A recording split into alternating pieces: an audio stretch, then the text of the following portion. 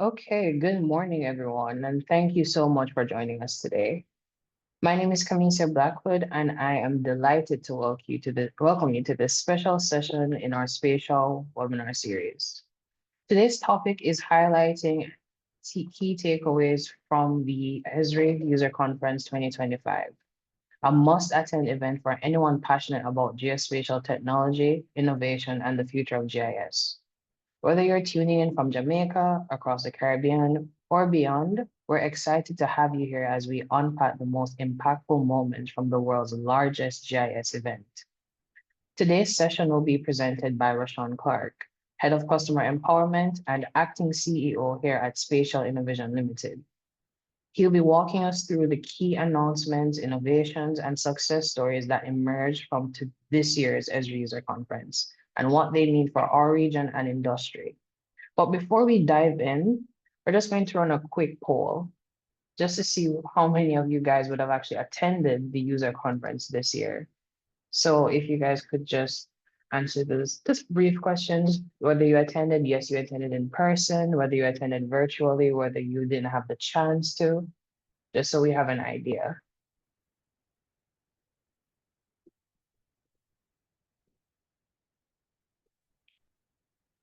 Okay, I'm gonna run this for just a minute.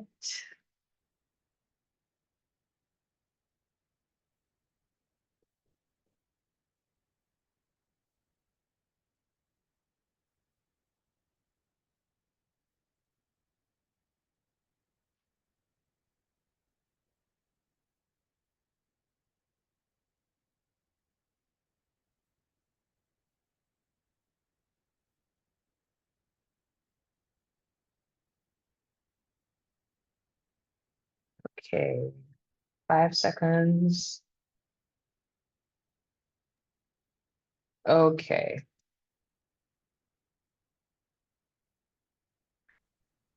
So it seems we have one person on the call today who actually got the chance to attend the user conference and another one who attended virtually. But it would seem that the rest of us didn't have the opportunity this year. But that is the purpose of today's webinar, just to show everyone what they would have missed. So just another housekeeping note, if you have any questions during the presentation, please feel free to drop them in the chat or use the Q&A function. We'll be doing a live Q&A segment at the end of this session, and we'd love to hear from you guys. So with that out of the way, let's just get started. It is my pleasure to hand over things to Mr. Roshaun Clarke. Over to you, Roshaun. Good morning, dare I say, good afternoon, good night to the audience that may be joining from within the Caribbean as well as different time zones. Thank you, Camisa, for introducing and setting the tone for such important webinar, if I do say so myself. Important because if you are individual, a part of a team, part of an organization,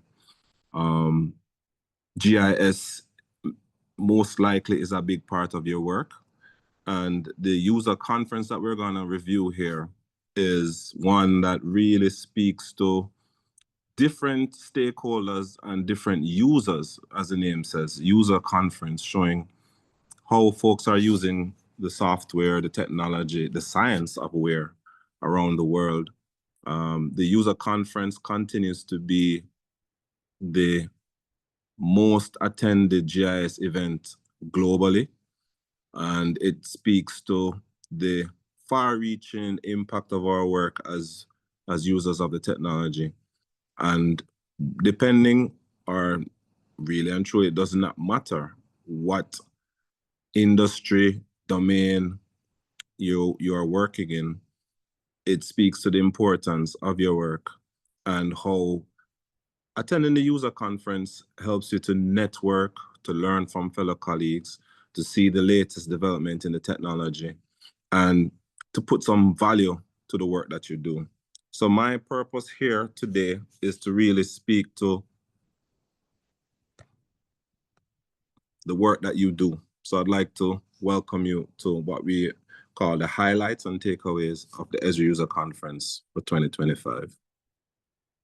The purpose of the user conference is normally to understand what's happening in the space, to learn from each other, to inspire each other, to connect, to share, to have fun, and to create relationships that would last way beyond the actual event.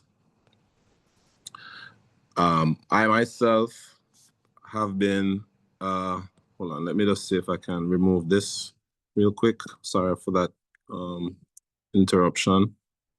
Give me 1 second to get back here. Camisa, I'm not sure how to remove this.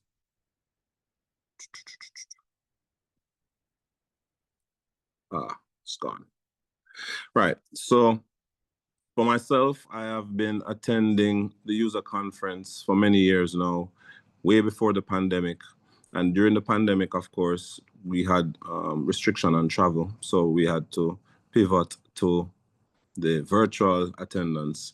And this created an opportunity where folks who are not able to join in person can join remotely. While we prefer if you join in person, we understand that there are restrictions, challenges that come with that. And it's better to join at least virtually than not to join at all. You're a global community of GIS professionals, and we have different cultures, nationalities, backgrounds, disciplines, and we all work towards one common goal, furthering our work with the geographic information systems. At this point, ArcGIS as a platform serves over 700,000 organizations around the world. As you can see on this map of the world, the highlighted colors show how far-reaching this technology is and how much it is helping people from different backgrounds and different cultures do their work, whether it be in Africa, Australia, Asia, North America, South America, or within our region, the Caribbean. Now, normally when you attend the user conference, it's around 4 days of activities, but the first day is focused on the plenary, where the president of Esri, which is a company that manufactures ArcGIS, Mr. Jack Dangerman, walks through your work. And your work can be in many different fields, from education to economic development, national security, to urban development. As it relates to the Caribbean, we know that we have an annual cycle of disasters such as hurricane season, and we also have to face things like earthquakes and the Sahara dust and so on. GIS helps us to manage those things, whether it be human health, or it be social conflicts, natural resources. We all work towards getting fulfillment within our objectives as professionals through ArcGIS. So normally the plenary starts with a few slides speaking about different examples of your work in those different areas. I won't go through all the slides that was shown, but some of the key ones I would like to share as it relates to us is I'll be showing now. So conservation, science, and action. We see from this example here that there's some really good work happening in places like Argentina for field data collection. We see where you have usage of it in Africa for biodiversity and protected areas. And we see in Indonesia, we're using ArcGIS for carbon and biodiversity modeling. Ecosystems of North America is another important slide that you image to the lower right. Marine planning. As the islands of the Caribbean, we are all surrounded by the Caribbean Sea. And so marine planning is a very important thing. And we see examples here of such work in the Eastern and Southern Africa. As it relates to natural resources, mapping and management, we see a lot of work happening around the world as well. We see water resource management in Texas. We see the Gulf of Maine having multi-purpose marine planning. But the one I'd like to draw your attention to is in the lower right corner, monitoring kiwi fruit health and maturity. in New Zealand. Now, we know within the Caribbean that we have special agricultural offerings, whether it be the coconuts or the sugarcane or the coffee or the, you name it, the fruits and all the great vegetation that we have to offer. GIS can help you work and is being used in some of our countries already to manage those resources and also basically focus on food security and meeting the need of the international market if we're exporting. So GIS can help a lot with natural resources, also with mining. And if you look to the upper right, left, well, second to the left, so forest planning, you know, Bahamas, Jamaica, Guyana, a lot of the islands within the region have forests to look into and plan for. And there are a few examples here. When it comes to environmental assessment and monitoring, that's a very, very important topic for sustainability. If you look to the lower middle, you see air quality dashboard. Again, within Jamaica and the Caribbean, we have Sahara dust coming off the coast of Africa, and that affects our air quality. We may have urbanization, which leads to pollution in some of our bigger cities. These are things that we can monitor and manage better. To your lower right corner, we can see both a monitoring of illegal activity happening in Brazil, Amazon, as well as protection of illegal deforestation in Panama. These are really good work that folks are doing and submitting their work to Esri so that it can be shared with the world.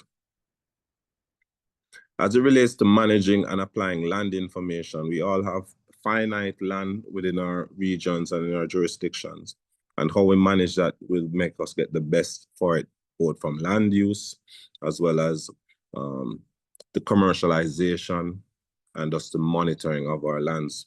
So as you would see in the upper left corner, address management happening in Kentucky. We in the Caribbean have our challenges with addressing and addressing system. And this can be supported with ArcGIS.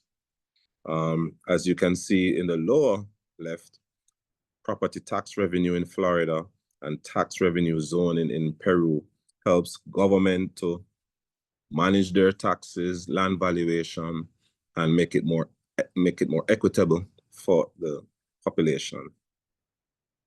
On your upper right corner, we see parcel suitability modeling, where you can use the technology to better identify the most suitable parcel for your work, for your, let's say, for your customers, to the population of your country. In the area of urban and regional planning, we see a lot of ArcGIS being used. I'll draw your attention to this animated video in the center of the slide, campus planning in North Carolina, where ArcGIS is not just a static or 2D producing platform, but we see things in 3D as well and in video. And later on in the slides, I was announce some of the newer things that's coming also with the technology. To the right, you will see 3D building review. Lower right, you see 3D change assessment. So urban planning, using 3D for building elevation and really understanding not just underground, but even to the skies as countries build up, not only wide. We can do better urban and regional planning with ArcGIS.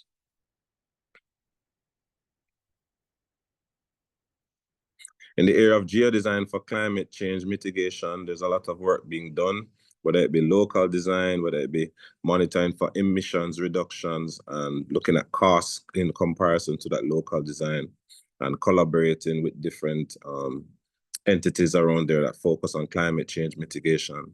ArcGIS is that common language that all stakeholders can speak to and through. In the areas of transportation, planning, and management, we see a lot of work being done with it, whether it be in traffic analysis, airport facility management, whether it be accident reporting, bicycle sharing movement, you name it, it can be done and is being done through ArcGIS.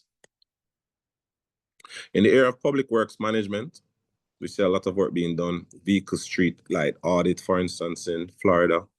Some of these wouldn't necessarily be relevant to our Caribbean, such as snowplow routing, but take the snowplow out of it. Routing and management is something that is universal. Integration of CAD drawings and GIS. So this is also very important because we continue to have a strong partnership with Autodesk and with Microsoft. And as it relates to Autodesk and their built environment platform, it seamlessly integrates with GIS. In the area of electric and gas utilities, we see a lot of work being done, both in network asset management, as you would see from the animated video in the middle, as well as areas such as digital twin, recreating your entire platform, your entire system in a digital space for real-time management, real-time monitoring, and most importantly, quicker responsiveness. We see it being used in the area of, or I should say this example into your lower right, AI transformer assessment using AI integrated with GIS to monitor and assess the status of your transformers. And we see, as I mentioned in my upper left, PG&E, one of the largest oil and gas company in the United States, using ArcGIS to do their 3D utility digital twin, as well as digital twin of substation. I would even pause here to speak on an example of the Heathrow Airport in London that had many different systems going on, whether it be a security system, a water management system, telecom,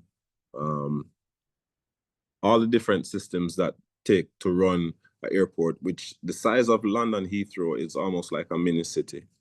And through a digital twin and creating a connection between all of the different systems, you can have one overview and one point of authority to manage all the different things that's happening in the airport at a real-time level, which provides better security, mitigates challenges, and has you ready for any emergency that may arise. In your upper right corner, I also want to show you the solar suitability example happening in Ohio, as we as the Caribbean focus more on renewable energy and leveraging the solar reach that we have. It's not just to set up solar panels all over randomly, but to do it strategically, and ArcGIS can support that. In the area of telecommunication, we see it a lot being used in fiber for rural communities in Tennessee. And in Germany, there's an entire fiber network management through ArcGIS. In USA, in your lower left corner, you will see they're using ArcGIS to evaluate broadband performance. And in South Dakota, they're using ArcGIS to optimize their wireless networks. In the area of public safety, emergency management, and national security, a lot of work being done, whether it be to mitigate drug trafficking in South America, crime reporting in Texas. In the case of Mexico, it's been used for cartel activity. But I want to draw your attention to the lower left corner, where there's an example of a China-India border monitoring for disputed areas. So as we look at the Caribbean and we look at some of our colleagues in Guyana, which is a country which has its historical dispute on the border with Venezuela, ArcGIS is a powerful tool to help to manage and monitor disputed areas. In a simpler format, to your lower right corner, the traffic stop dashboard can be useful for your works agencies in the Caribbean. And what I like is the upper right corner, mutual aid response to emergency incidents, where you have different agencies, different stakeholders working together to have one mutual aid response to emergency accidents. As it comes, as I mentioned before, as it relates to hurricanes and natural disasters, you don't only want to respond quickly, you want to plan ahead of. And we know every year there's a hurricane season, and we see examples around the world where ArcGIS is being used to plan for and respond to disasters. I bring your attention to the central slide, upper one, earthquake monitoring. We know we have earthquakes, not too often, thank God, but they do arise from time to time, and ArcGIS is being used in Thailand to monitor earthquakes. To your lower left, you will see oil spill response in Oregon, and we know that within, I think maybe last year or 2 years ago, there was an oil spill in off the shore of Trinidad and Tobago, and ArcGIS was used in that process to help quickly respond and assess the damage. As it relates to population and demographics, we have this cool example here from the Middle East where population migration is being managed and monitored through ArcGIS. And we also know that within the Caribbean, it's being used for national censuses in different islands as well. Now, as it relates to health and human services, the largest health challenge that we had as a globe and as a population worldwide was the corona outbreak in 2020, or COVID-19. And the most powerful tool to help manage, respond, monitor that whole pandemic was ArcGIS. And we still see it being used in other smaller scales around the world, whether it be mosquito control and social vulnerability in Texas, or it be tobacco sales and proximity to schools in Philippines, or emergency room visits in Canada, or food insecurity, or monitoring avian flu in Texas. There's a lot of applications and case studies for ArcGIS in health and human services. And to the business sector, the commercial sector, it's a very powerful tool and being used in areas such as retail site selection. Where do you choose where do you select to set up your business? If you have one and you want to set up a second branch, or even your first branch of business, as a retailer, you want to consider factors such as proximity to your supplier, proximity to your competition, spending power of the surrounding area, and so on and so forth. ArcGIS is being used a lot, not just in this example here, Venezuela, but around the world for this kind of retail site selection. One that I find pretty cool is the virtual office space tours happening in Boston, where we use 3D imagery to give you, not just 3D, augmented reality, to give you an experience, an immersed experience, to look at office space from wherever you are.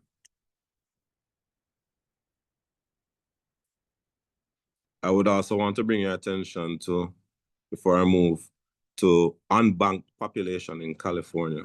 The slide beside the image beside the retail site selection.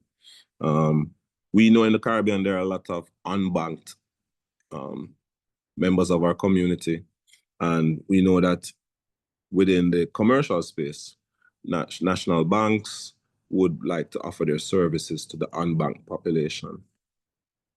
ArcGIS can be a powerful tool for this. And finally, in the area of imagery and remote sensing, bringing attention to this moving animated image, I would say, where ArcGIS was used in the recent fire in LA. or in managing the recent fire in LA. We see it being used as a 3D reality mesh in Argentina. We see it being used to manage floods in Poland, and so on and so forth.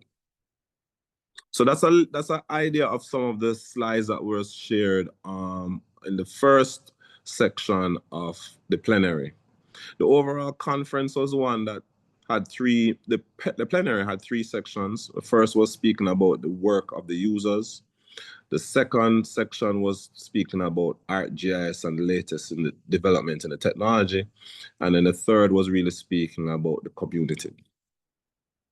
Now, we see our world as a living ecosystem. And that ecosystem, I should actually go back to this slide. I wanna speak to this slide for a second.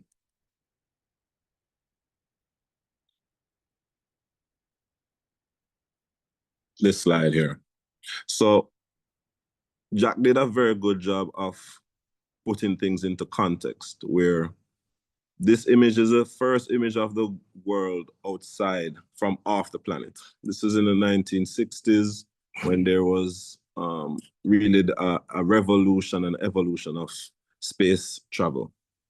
And it was taken most likely from on the moon, looking at the Earth. And it changed the perspective we had of our planet as this little blue ball in the midst of dark nothingness, if you will. And it showed us how, one, beautiful our planet is, but also how vulnerable we can be in the larger scheme of things. And so it really, he really brought home the idea that our work right now is very important for the world and the foundation for all life and everything we know. He also brought home this kind of concept to say, as the world grows and becomes more and more vulnerable to climate change challenges, biodiversity challenges, social injustice, our work is not just about, doing our job and going home, so to speak, or doing our job for research and getting a degree and move on with our life. It can have profound impact on our world where we are now and how our world progresses to, the next millennium and the next millennium. So, throughout the work, throughout the conference, that was a recurring topic. Our world is evolving rapidly and increasingly impacted by human activities. So he kind of brought it home to say, within that context, our work is creating useful technology, helping our users to be successful. So Esri does not look at ArcGIS as just a product. It's more meaningful than that. There's education component to it, there's a support, and these are commitments from Esri to make your work a little better. So our work here is speaking to Esri's work to help support your work. Just a little bit about the platform, as you already know, or some of you may know, some of you may be just introduced to it. It's a comprehensive geospatial platform for creating systems and solutions. You can play in this technology from mapping, 3D imagery, all different types of things. There's a Living Atlas, which is the largest repository of base maps around the world. And you can use a software. You can use a software as a service. And more recently, we see developers using just the overall location platform as a service. It exists in the desktop environment, the enterprise or server environment, and the cloud as well, or the online environment. And over the last few years, Esri has really done a good job of simplifying how you access the capabilities, the apps, and the content. It was a little more granular before, and now it's become pretty much focused on 6 main user types that allow you to access the system as you need. So think of it as your organization may have different roles, different folks that are different titles and different positions within the organization, and they all have different needs, and some of them don't need to be as technical, but some of them may just need to see things in a geospatial perspective. So this is how we have simplified things to have a viewer, a contributor, a mobile worker, a creator, a professional, or a professional plus. And each of those have different levels of access to the technology and different capabilities. I won't go deep into that because that can be a one-off conversation for anyone who's interested, but this is the framework of the system. Another way to look at it is that ArcGIS is designed for everyone. So whether you are a GIS or IT professional, whether you are a developer, whether you're an executive in an organization, a mobile worker, an analyst, or a data scientist, or even a casual user or a knowledge worker, ArcGIS is designed for you. And you may wonder, what do you mean by a casual user? It might be something as simple as some of the examples I showed before. If you are a person who is in the general public and you see a fire hydrant that is damaged in your community, and you know, okay, maybe if a fire should happen, this would be a problem. Guess what? The fire brigade has a reporting system, so you can punch in some information, maybe take a picture and help their work contribute to a better environment.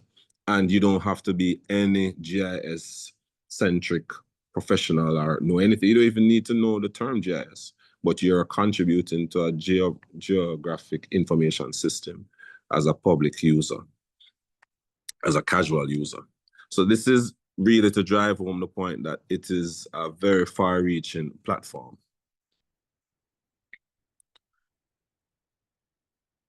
ArcGIS supports varying implementation patterns. What we mean by that is whether you're working on a specific project for a specific time, whether you're doing something like mission critical, or you have an entire system within your organization, or you want to integrate multiple systems, whether you want to integrate your Salesforce or you want to integrate your SAP, all of these varying implementation patterns are available through the system. So it enables and integrates individuals, organizations, and entire communities. And not only in communities, but also other systems. When we said system of systems just now, that's what we're referring to, integrating your Microsoft. As a matter of fact, just one of the things that was announced on the conference was that there is a partnership. I think it was announced last year, but it continues to grow deeper. A partnership between Esri and Microsoft. So Microsoft being one of the leading IT companies in the world and one of the most used IT solutions around the world. As business analysts and all these powerful capabilities are added to the Microsoft or the O365 platform, there is now more and more need for a geospatial analytic tool within that platform. And that is being powered by Esri, that's being powered by ArcGIS through a product called Microsoft Fabric. So this is a side note. If you are part of an organization and you're using Microsoft, you may want to look for that product, or you might want to reach out to Spatial to help you get connected with that product, because that allows you to have some spatial analytic tools within that platform. And it integrates smoothly with your GIS as well. I mentioned Autodesk before. If you're more on the land surveying side or the data collection side, and you're using Trimble, it seamlessly integrates also with ArcGIS. And this was part of the section of the conference where we spoke about new technologies, new capabilities, because ArcGIS continues to advance. Just to put things into context, every year the technology grows and new capabilities become available.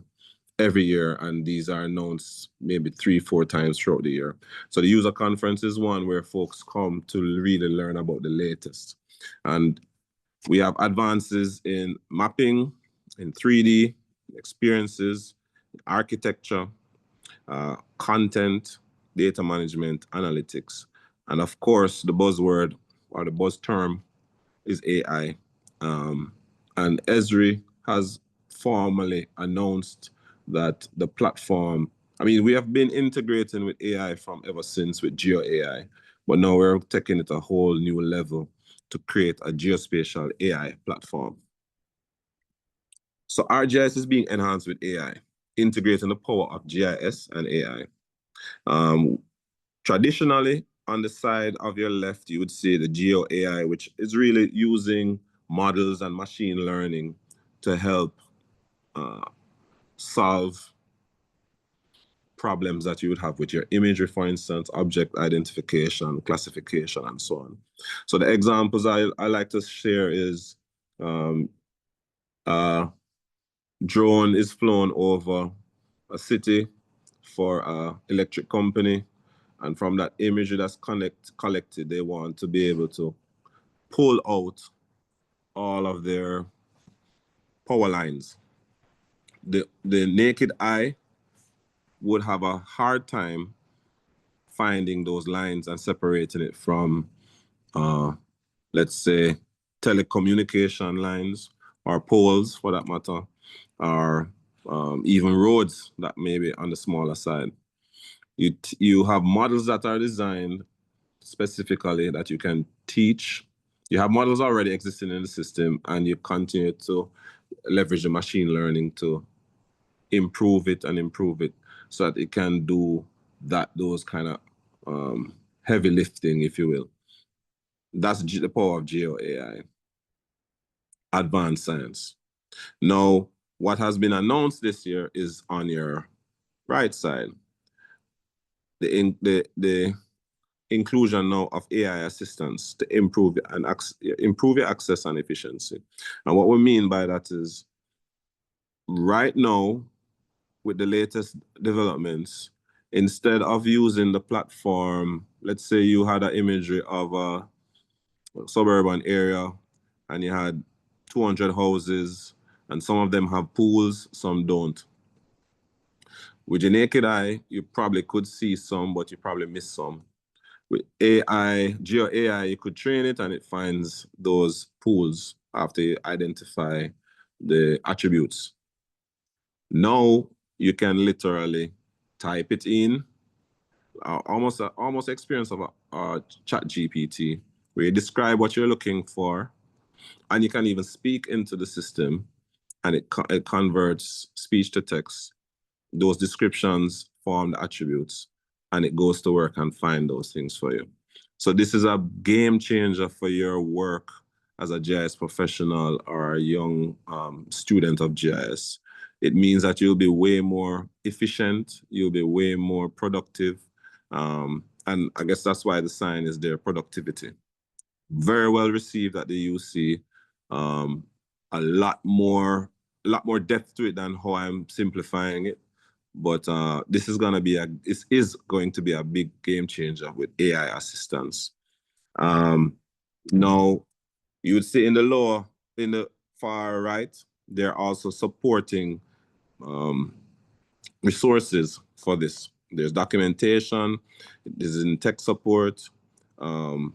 You can use this for code generation, for search, for translation. I mean, the power of taking a document and using AI to, take it. Let's put it in another way. If you had 10 steps to take to move from a document to a final map, this will give you that final map in 2 or 3 steps. So that's the level of productivity that will come as a game changer. And of course, the system is secure and trustworthy, and there are over 90 different models on the system, but most importantly, it's open and extendable. A little more on the AI assistance. They're streamlining your work and making ArcGIS easier. Now, the thing is, it is already available in certain versions of Pro, Story Maps, Survey 123, and so on. For instance, if you have used Survey 123 before, you know there are a few steps to create your survey. You can use the AI system now to do survey creation much quicker. In the case of code generation, similar to a ChatGPT, you'll be able to use the AI to quickly generate codes. Business analysts for search and mapping, it's much easier as well. And of course, there's Copilot integration. Again, if you are using Microsoft 365 and you're aware of Copilot as the AI assistant for that, that now can integrate into ArcGIS. So as I mentioned before, ArcGIS is becoming a geospatial AI platform. It's integrating the power of GIS and AI. And to your far right, I also want to bring your attention to another capability that's coming within the overall AI framework, which is agent-to-agent or agentic ecosystem. This means that as different AI agents are built out in different parts of IT infrastructure, they can speak together. They can work together to find a solution. So if you task your AI agent to do something and it's within a certain data model and it's within a certain framework and there's additional information it needs outside of that, it can speak to each other and get that additional power going. So that's a very, very big game changer. I also want to be cognizant of my time. I could go on and on about the different announcements, but I'll try to pick up the speed. So in the area of ArcGIS Pro, there are some new capabilities around the productivity and performance, as I mentioned. In the area of web mapping, now there's more ability to map online. You can just sketch up your maps and so on and so forth. In the area of instant apps, more templates have been announced, and it's easy to just transform web maps into apps. And new templates are out there, such as the Compare, the Reporter, and then there are more coming, such as web editor templates. In the area of dashboard, a lot of improvement with the theming and the styling, date type fields and support. But I also want to bring your attention to the lower right, where you see a mobile phone with the dashboard. That's a big enhancement for it, more mobile capability to have your dashboard on your phone. In the area of 3D GIS, they have improved on the 3D building layer and so on, but there are more things coming as well. Just wanted to bring your attention to this cool 3D model of building extraction and also the one beside it for advanced point cloud processing. In the areas of field operations, we're continuing to transform mobile workflows. As I mentioned, the AI assistant will help improve on your Survey 123 experience. There's improvement in the template gallery, utility network support, and so on and so forth. A big announcement also for this year was the web editor. So, you know, interactive feature editing and doing more online. All of these we'll be able to share more details on if it's something of your interest. Now, a big part of the closing of the plenary was really speaking about the community. Technical support, the Esri Press, a lot of, like an entire library of information, your self-paced training, your newsletters, and so on and so forth. A big mention of GIS Day coming November 19th, and so on and so forth. So we encourage you, we invite you to engage with us as a community. Give us feedback. How can we as Spatial Innovision improve your work? And if there's any way that we can improve on such, we are more than happy to do so. Specifically talking about the GIS Day, normally we have GIS Day in Jamaica, in Trinidad, and a few of the islands. But we as Spatial, we represent Esri in 15 countries, and we want to see every country having some activity for GIS Day. So reach out to us very early to help you. Finally, there were many awards given at the user conference. There was a President Award, which is Jack's personal selection that was given to the General Authority for Survey and Geospatial Information in Saudi Arabia. There was a Making a Difference Award, which was given to the California Department of Forestry and Fire Protection as they responded to the LA fire. There's a Young Scholar Awards. There was a Mac Gallery Awards, the Esri Community Contest MVP Awards, and of course, Story Maps Competition and the Esri Innovation Program Student of the Year. But as it relates to more relating to the Caribbean, there's a Special Achievement in GIS Award, or SAG Award, which acknowledges the work of maybe over 200 global entities. But the ones that won for our region that we're very proud of is in Bahamas, the Bahamas National GIS Center; in Barbados, the National Petroleum Corporation; in Grenada, the St. George's University; in Jamaica, the Bluefields People's Benevolent Society, who really are building out, have built out a digital twin with support from us and partners. And what I like to say, they're building out a digital community where you can have augmented reality experience. You can go into the digital twin and literally immerse yourself in the community. And most importantly, it's for sustainability, helping them use technology to protect shoreline communities that have eroding shorelines, coastal lines.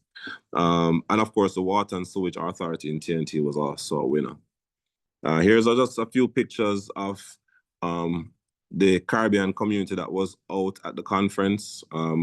We also saw a very good presentation from our colleagues in Panama, some children speaking about how they have become excited about GIS and using GIS to help protect the communities around the Esri Panama Canal.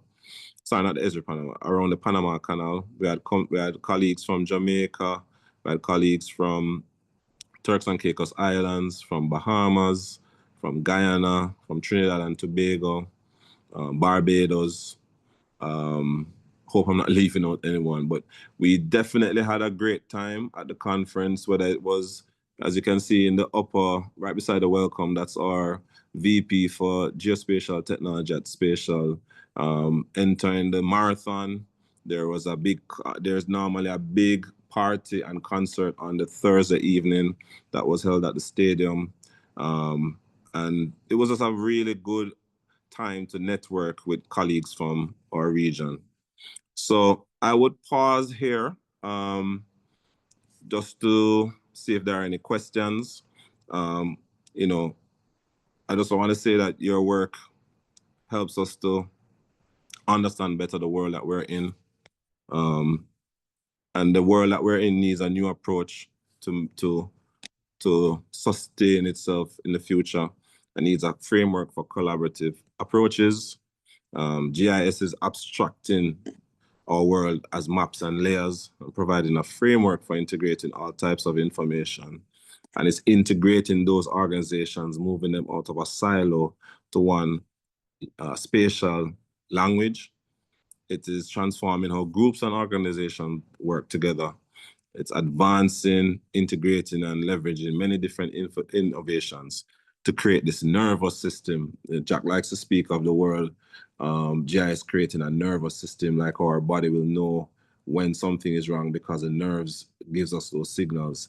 That's what GIS can be for the world, to create these kind of pressure points, or indicators of pressure points, I should say. And of course, it's being enhanced with AI, as we mentioned before. Our world needs more on that technology, and really and truly, our world needs you. So I'll pause there and find out if there are any questions. Kamisha, do you want to see if there's anything from anyone? So I see someone with their hand up, Roshaun. I'm just going to allow them to speak so they can ask you directly. Okay. Sure. Okay, so this is Miss Ali. So if you could just introduce yourself, your name, and you should be able to ask Roshaun whatever questions that you may have.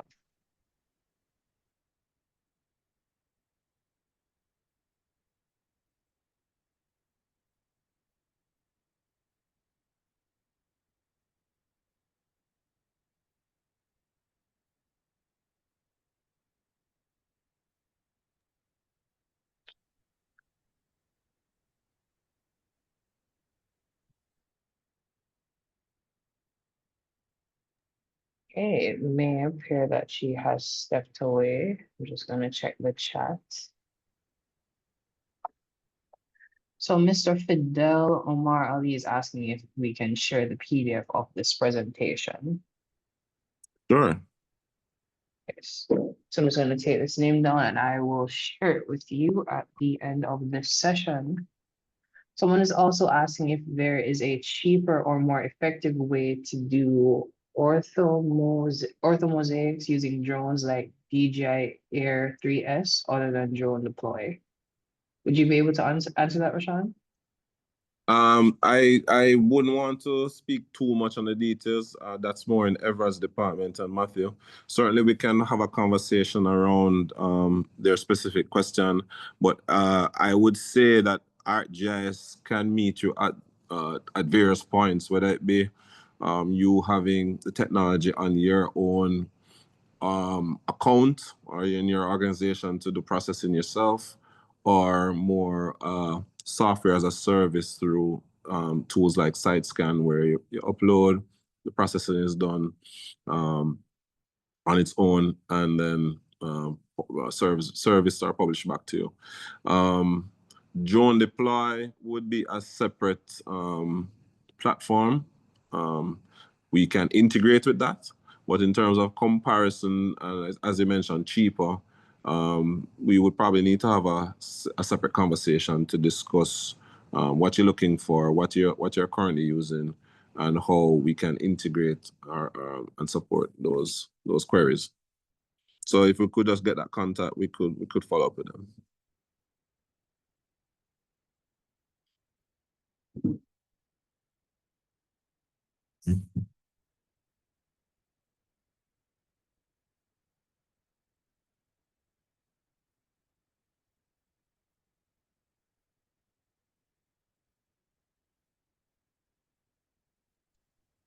Okay, so I will be taking down the email to share with you, Roshan, but we also have another question from Mr. Amar Ali. He's asking, where can he find the case studies to read on Esri's website on the Caribbean Esri customers who won a SAG award this year? Are there any use cases on how GeoAI can be used to, oh, okay, so let's just do, it seems to be two questions, let's do the first one. He's asking where he can find the case studies for the, That's on. Yeah, that's online. That's I can share the link afterwards. But there are all the SAG awardees are listed on Esri's site. Not all of the winners have a case study of what they're doing, but certainly I know some do. So we can definitely share that link to you after the email, after the webinar. Sorry. okay, so the second question is, are there any use cases on how GeoAI can be used for telecommunications for the vertical industry? Certainly, there's a lot of use cases there, so we definitely can share some information to that with Mr. Ali.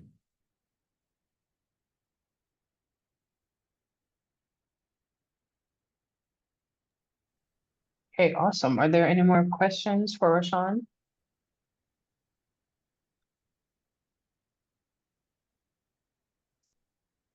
Okay, so Ms. Lisa Gay Green is asking if there are any plans to better equip us through access to tutorials to use AI and GIS, particularly in security. Training tools, yes, I believe there are some resources there. So we can do two things. We can share resources for self-paced tutorials, or we can do, I guess, engagement to better understand specifics of what you're looking for, and then connect you with subject matter experts. And we can also help you on a roadmap, because sometimes we can show you what is possible, but we don't want to just leave you to try and figure it out. So we can help be a bit of a trusted advisor as you look and learn about what's out there, and then bring it back to your organization. We're happy to support.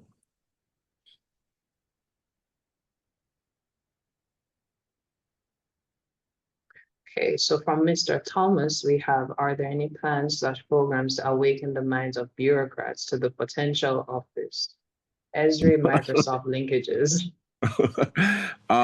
So there are some strategic partnership or strategic engagement that we can do to help spread it. The truth is, this is still rather new. It really was announced last year, but I do believe for the amount of people in the Caribbean that are using Microsoft, whether it be individually or within an organization, we can bring more awareness to that. The bureaucracy side of it, that is more a cultural thing, and we would just have to work within the framework that exists and just push as much as we can to bring awareness to it. But I would love to communicate more on the matter, because I think for it to work, it has to come from two sides. It has to be we engaging the users more and letting them know more about it through our marketing, through our workshops, through our client visits, as well as if there are roadblocks from within the organization, we're happy to help present and share what is possible with decision makers and so on and so forth.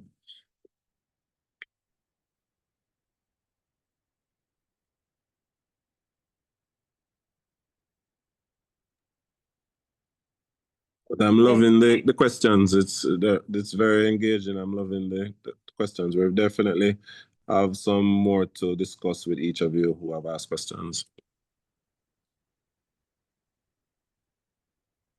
Okay, just opening the floor again. Are there any more questions for Roshaun, whether it's in the chat or using the Q&A feature?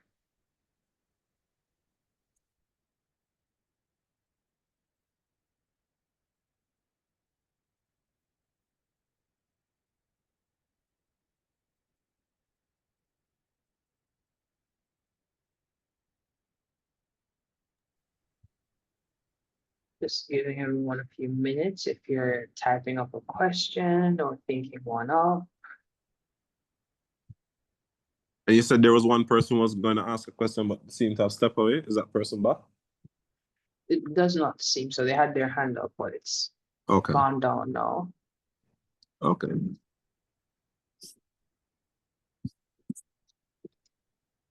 And I'm not seeing any more questions in the chat. So I think this might be a good place to end the session, unless there's anything else you'd like to say or address, Roshaun.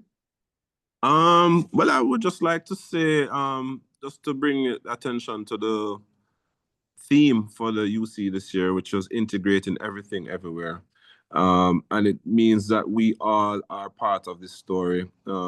Sometimes we like to think, okay, I'm just doing my GIS in my organization for my business. If you're a telecom and it's like, okay, I just need to better manage my fiber network, or I better need to manage my department. But we see more and more that everything is related and integrated. And sometimes folks in your sister departments who are not GIS may need services more than they realize. So we want to drive home that topic that everything everywhere is somehow connected with GIS. We ask of you to think outside of the box within that discipline, and also invite us into the conversation. We are here not to sell, but to learn and be an advisor to help you do better and help your organization be more efficient and more successful. And also, as we say, just help the entire region, help the Caribbean to go further through these tools and solutions. So having said that, I would just thank everyone for joining. Ask that we continue the conversation.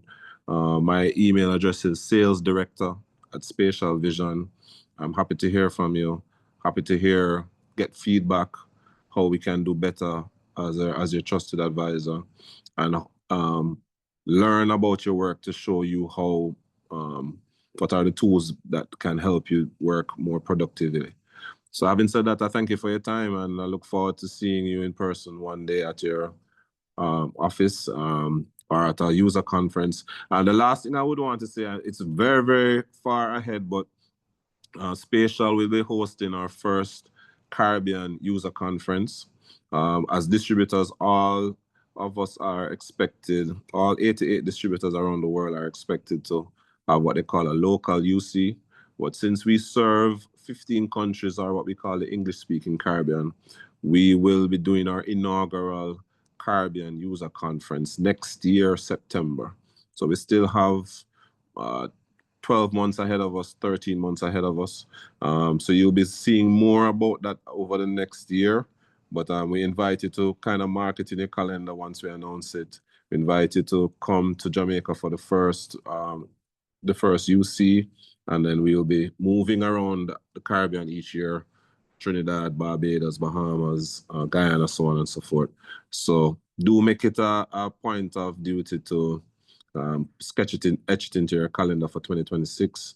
And dare I say, etch it into your budgets, to be a contributor, to be a presenter, to be an exhibitor, to be an attendee, and to network, and let us have our own user conference that is just as impactful as the international one.